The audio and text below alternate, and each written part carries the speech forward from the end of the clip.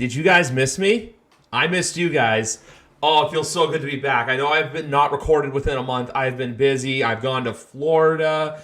Some other stuff has happened. I covered the RBC Canadian Open for Crier Media. Shout out to them. In the top right corner of the screen, who this podcast is always presented by, guys.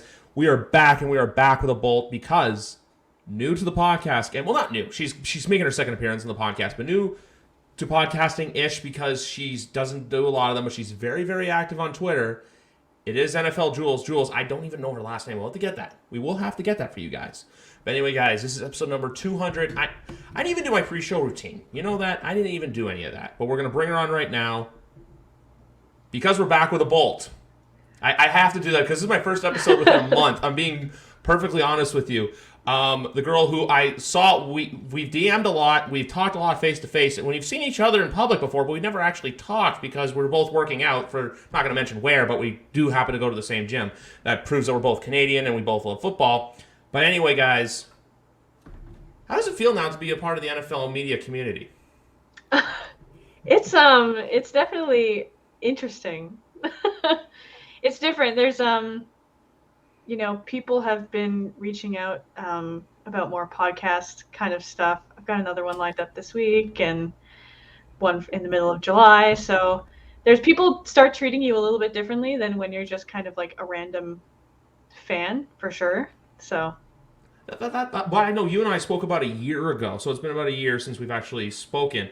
But the main reason why I wanted to get you on is because, look, apart from being very active within the Chargers community, is the fact that, look, the Chargers are a very interesting team in the NFL because I feel like no one knows exactly what's to come of them just because of, look, what happened in the playoffs last year. And then this year, look, you guys, pretty solid draft, I would say. Quentin's looking like a really good wide receiver.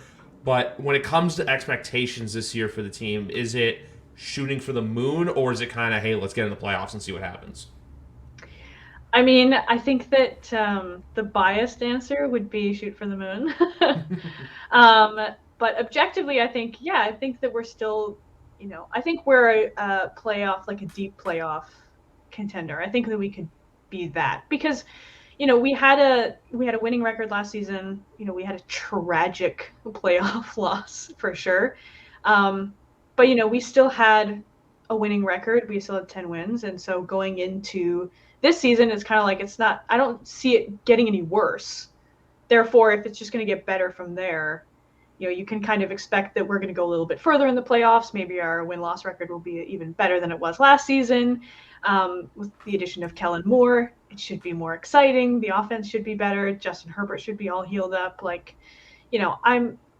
have a good feeling about this season, but I also don't want to get my hopes up because I am a Chargers fan. So I know what the heartbreak feels like, Yeah, I get that completely because it's just like the Chargers are that one franchise where it's, and by the way, not to go off topic, every fan base is shoot for the moon, even though so far there's at least 4 or 5 teams where I'm saying don't even think about doing that. But no, I completely get where you're coming from, where it's like, hey, let's get to double-digit wins again. We're considered one of the, not the top, like, I think there's only maybe 3 teams considered top dog status in the NFL for obvious reasons, but I just think last year too, it was everyone else's activity in the AFC West, because I still remember this 4 teams in the playoffs, this, and this, and with your division as a whole, there is right now, I would say, 3 teams that are probably, 3 teams that'll have a chance, and I don't know if you're going to like this or not, but part of me just doesn't want to give up on Denver because of the coaching situation, and then, you know what, let's jump right into it. Not from what you think will happen. Oh, no, you know what? I said that completely wrong. With Brandon Staley, not what the outside people think, what you think. Do you think if there's any chance his job's on the line, or do you think he's safe regardless? You get in the playoffs and lose in the wild card round again? I think he's in the hot seat for sure. Ooh. I do, because Brandon Staley, it's such an interesting case because when you see new head coaches, this is normally the trajectory, right? Like, it's very rare to have a head coach come in and just start like winning a Super Bowl. Like, it just doesn't happen. So when it comes to Brandon Staley, it's like, I believe in what he's building. I do. And I know for a fact that he didn't get the offensive coordinator that he wanted to when he first came on, right? Like, Joe Lombardi was like 4th pick on his list of people. So now that he has somebody that we know that he wants, especially because of the way that Kellen Moore was hired so quickly. Yeah. As well as Kellen's relationship with Justin Herbert before he even became OC. With that paired with the fact that, we should be healthier, I want to believe that Brandon Staley has the ability to do what I think he does. But I think, if he goes out again in the wild card round, I think there's a very good chance that his job could be on the line. You can't keep throwing these years of Justin Herbert out the window because of bad coaching. That's kind of because it kind of tied. Actually, the way you said it, you related it to Justin Herbert, is a line I've been saying, and I'm going off football for a second because it's a team you and I both cheer for.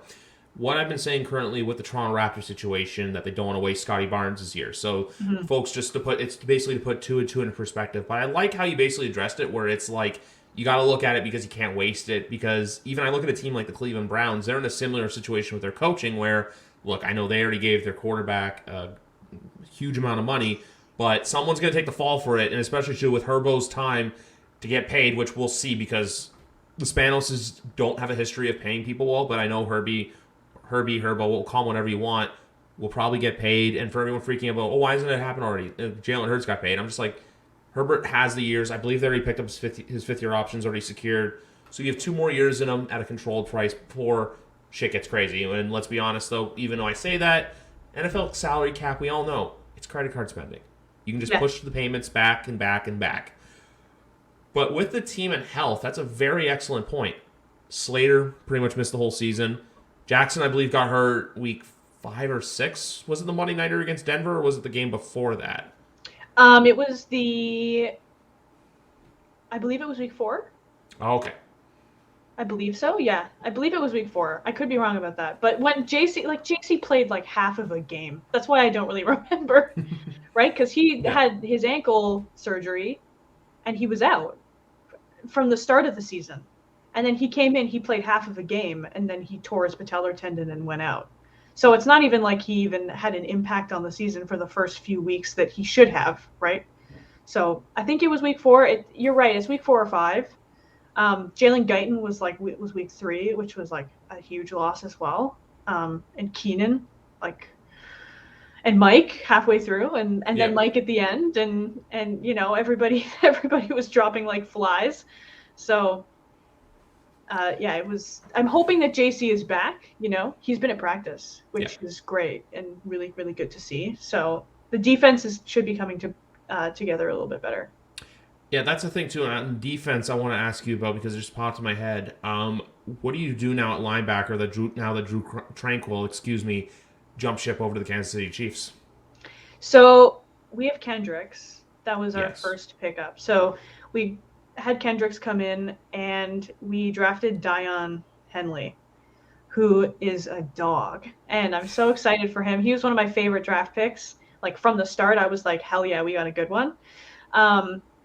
So I think that, that role is filled. We have Kenneth Murray. I think that, we didn't pick up Kenneth Murray's 5th-year option for reasons that I think are pretty obvious for most people. But I think that Diane will fill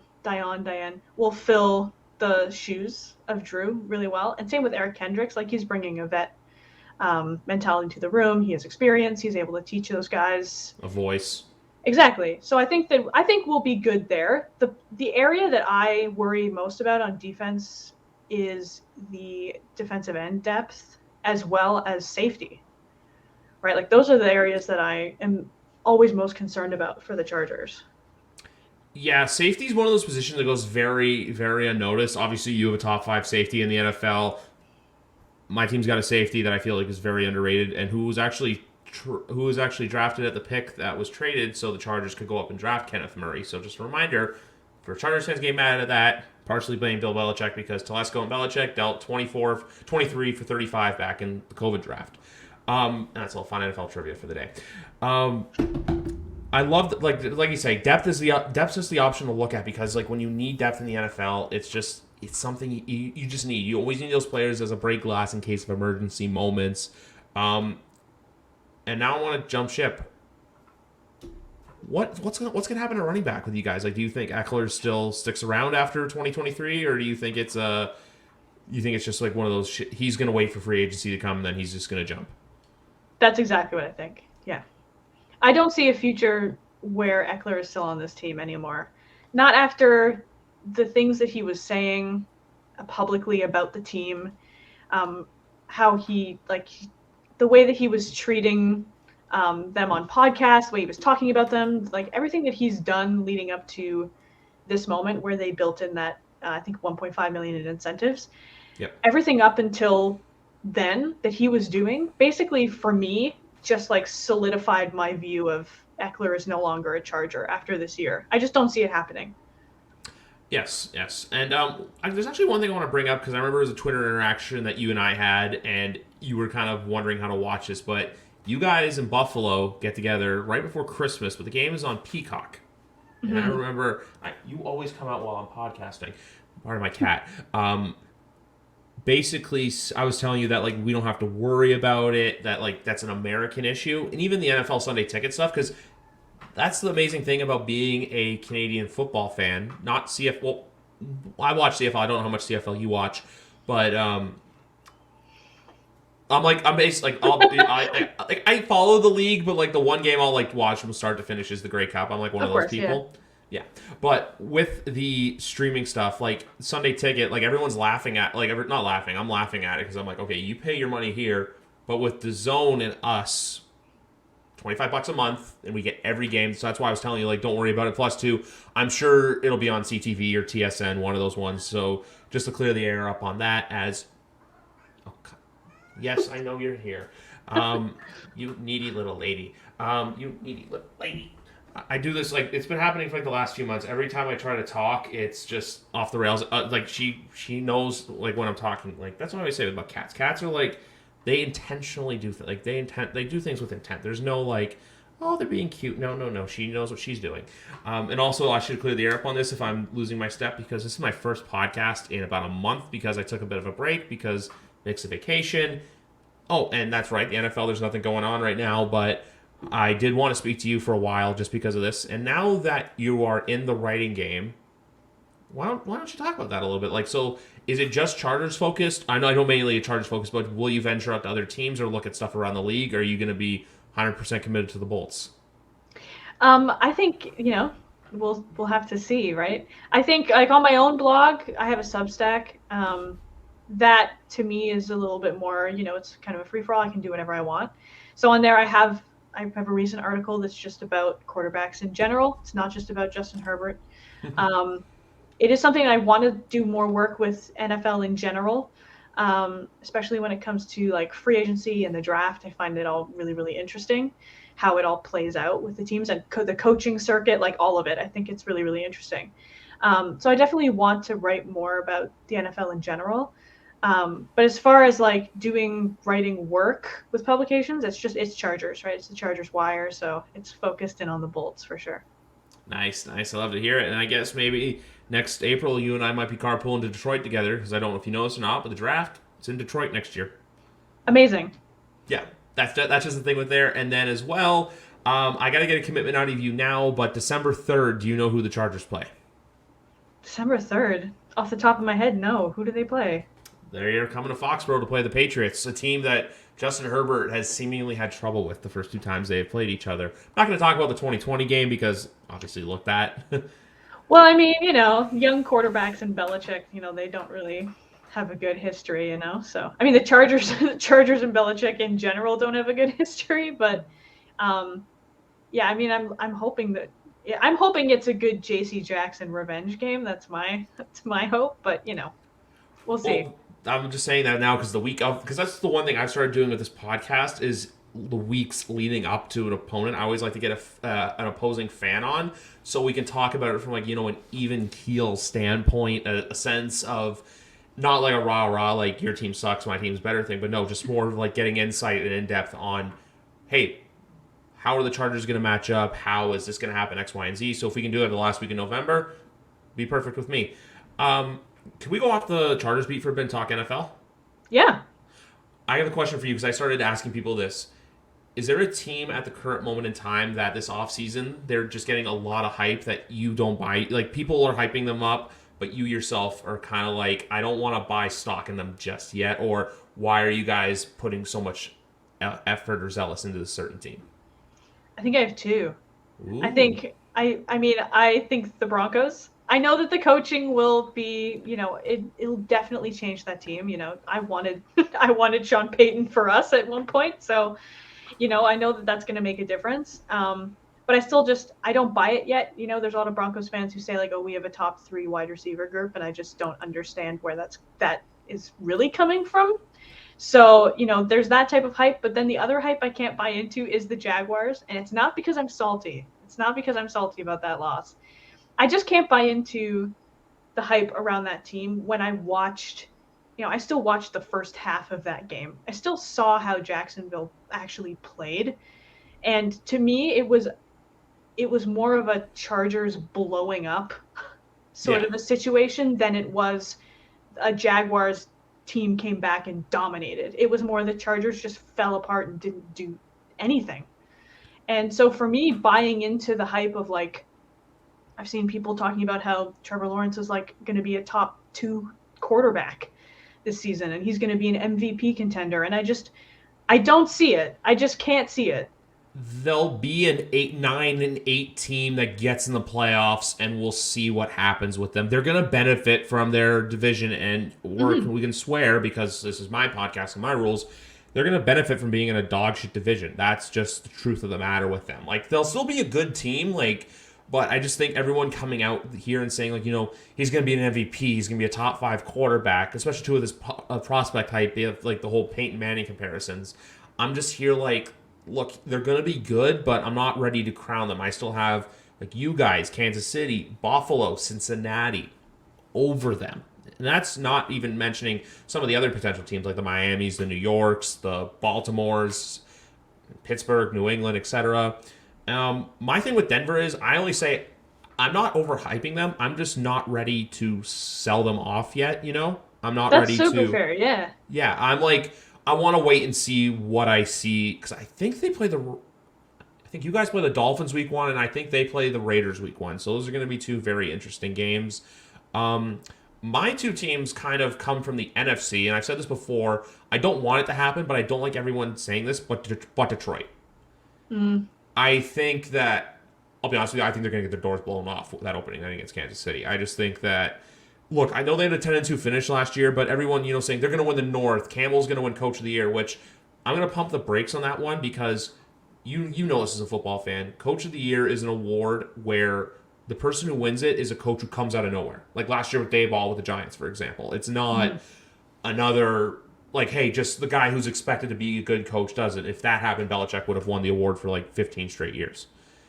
The other team, and this is not so much of a hype thing, this is a team that I think they're not going to be as good as they were last year. And I know everyone likes to say Minnesota. I'm going Seattle. I think Seattle's a team that we kind of saw their true colors come out towards December and January in the playoffs. I think they'll be a team that'll be in the hunt or in the wild card conversation, but I don't think they're going to be a 10-win team. I think they'll be 7, 8, or 9. I think they'll be in that, like, hey, December comes around and, like, you got to win X amount of games to get in, or if you'll have, like, a heartbreaking loss just to miss out. Because I think, too, with paying Geno all that money, we may kind of see his true colors. And the third one, but they're not overhyped. They're just in a Denver conversation for me, is the Giants. I know I'm going to get a lot of flack for that. I still owe people a Danny Dimes episode because I made a bet with Giants fan last year that if Jones had a better season than Mac, I would do that. So now I have to egg on my face a little bit. But basically what I'm saying with the Giants is I just want to wait and see what happens, especially too with a team like them, especially considering Philly, which I was saying this to someone today. I don't know if they're going to be back in the Super Bowl picture just because this happens every year where there's always these teams of, oh, they'll get back, no problem.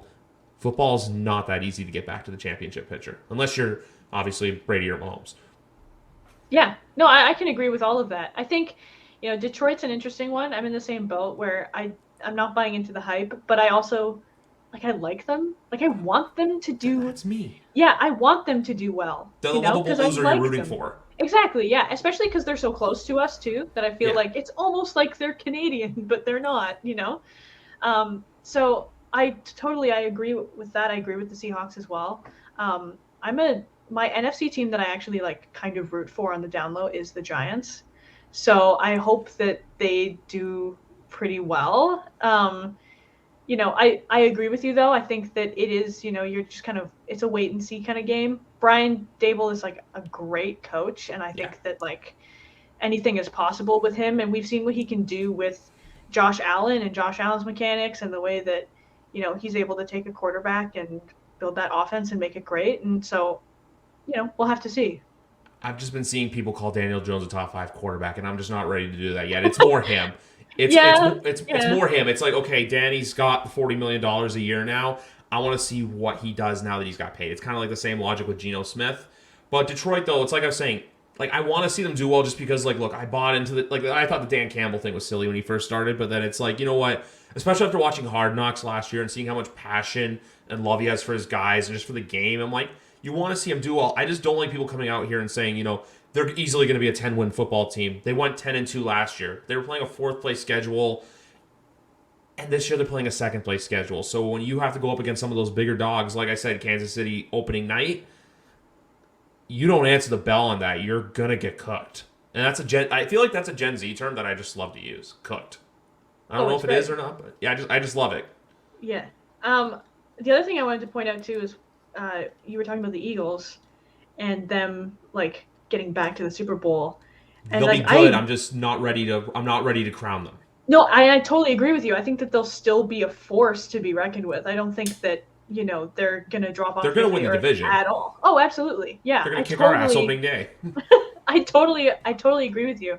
I think it's always interesting to see what happens to a team after they've lost a Super Bowl.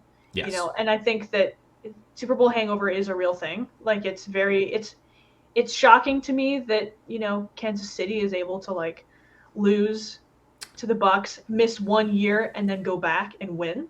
It's like, it's a crazy sort of situation. And even the Bengals, the fact that the Bengals can like get almost all the way back. They started 0-2. Crazy too. Yeah. And they still managed to get to the championship game. It's incredible. And so I think, it'll be interesting to see what actually happens with the Eagles. I think that they lost a couple of their guys that they had before. And, they just, like you said, they just paid Jalen like a shitload of money. So, we'll see what happens. They had to, though, because he was a 2nd-round quarterback, and this was the last year of his contract. Because if you're a 1st-rounder, you get up to 5 years. If you're a 2nd-rounder, I think you only get up to 4. So that's why they had to pay him this year. And for everyone saying it's like with Burrow and Herbert, it's like those contracts are coming. Tua, I think it's going to be a wait and see, and that'll be a next summer situation. But when I say the Eagles, I'm not like saying, oh, they're going to suck. No. I still think they're going to win at least 12 or 13 games this year. They're still going to be a great, great team. Absolutely. I just know as a Patriot fan, every year when people are labeling you as you're the team to get there, usually you don't. Like, look at Buffalo last year. And it was kind of a joy for me to see it. But I remember last year everyone just going on the whole thing of like, oh, the Bills are going to get to the Super Bowl when they had never gotten there. And I was sitting in the dark being like, I know you're gonna hate me for saying this, but I'm like, do we not forget who's playing quarterback for Kansas City? That's why I should have placed a bet on them to win the Super Bowl, because everyone was like, so unlike Buffalo or Cincinnati, where I'm just like, don't let Mahomes go unnoticed, because he went unnoticed and the guy won an MVP and a Super Bowl in the same year, something that never happens. Usually the guy that wins MVP loses a Super Bowl. The year Matt Ryan won MVP, I don't think I need to say what happens, because I talk about that game all the time. I could talk about that game every single day of the week and month and year. But it also feels good to know that we're 3 months away from football. Oh, 100%. Yeah. Yeah. That's something that, I count it down. Like the football season ends and I'm like, all right, time to start the countdown to the start of the season. And like even preseason. Like I get excited to just watch like rookies and backups, just like running around on the field. Yeah, me too. Right? Like it's just nice to see the sport in general. Like I don't even really care who's playing it. Like they could put the coaches out there and I'd watch it. Like that would be something. Actually, they should do that. They should definitely do a game where they make coaches and coordinators play. Or they should just have them all go into like I know it's people do the bracket of like, oh, what coaches would win a fist fight. And I'm like, when they do that group photo at the league meetings every year, just have them after that, just have them just get into a big brawl with each other, and just whoever's standing on top, just like all the other coaches, and then just the one at the very top of the photo. Yeah, my money is on Campbell, so. Same. He just seems like a complete psychopath. And yeah, absolutely. Yeah. And also, just to your point about Mahomes, I totally agree. I mean, I'm not one of those Chargers fans who's like, Patrick Mahomes. Like, for me, like, I look at Mahomes, I'm like, no, he's the best quarterback in the league. Like, there's no doubt about it for me, and I really like watching Mahomes when he's not playing my team. Yeah. I love watching him. I think he's unfucking believable. And same with Travis Kelce. I always tell people, like, Travis Kelce is my favorite tight end in the league. He's like one of my favorite players of all time, and people always look at me like I'm insane because I'm a Chargers fan. He kills us every time that they play us.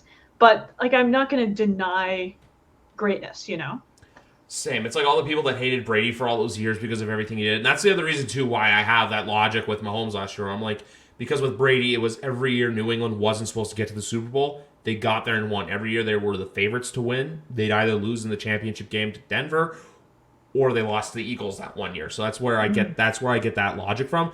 And, like, I'm going to take it to my rivalry. I'm the same way with Josh Allen. I'm not going to say about the Jets because I just want the Jets to implode, and I'll laugh if it happens. Or if they win, I have to be miserable. But with Buffalo, I like Josh Allen. I think he's a really good quarterback. I was, like the rest of the world, shocked with the whole Hamlin stuff, even though it's fantastic now to see that hell, he might be playing football week 1. For me, though, it's just their fans can they'll randomly tweet about the Patriots. Like, basically, the Patriots posted a play where it was during OTAs, and they were like, imagine doing this when you have Josh Allen, Stephon Diggs, Aaron Rodgers. Like, he's just going down the list of, like, Hill and, like, Waddle. And I'm like, dude, social media is just doing their job. Like, chill. Yeah. It's also, like, June 1st right now, buddy. Come on. Yeah, I have the same thing with Herbert, right? Like, the NFL posted yesterday, like, sit back, relax, and watch Herbert sling it. And you go through the comments, and it's like, bust. Herbert's the worst, like, Tua over Herbert. Like, everything is just about, like, how ass of a quarterback Herbert is, which is just, for me, it's funny, because I sit and I read it, and I'm like, these people, they're either trolls or they just know nothing about football at all. Like, there's no in between, right? So, for me, it's funny to read, but it's, sometimes it's taxing if you have to get into an argument with someone about it, especially someone in your division, right? Yeah, that's why, like, with a lot of the times, like, I've actually had a handful of Bills fans come on here, and we all have, like, civil conversations and everything like that, but, like, when I see someone do something on Twitter, and I'm not trying to give advice, but this is the one thing I try to do, because, like, when you're trying to build up a brand, like, obviously you're big, yours is bigger than me, though. I don't want to get in an argument because I don't want to look like those, like a jackass, basically being like, oh, hey, this.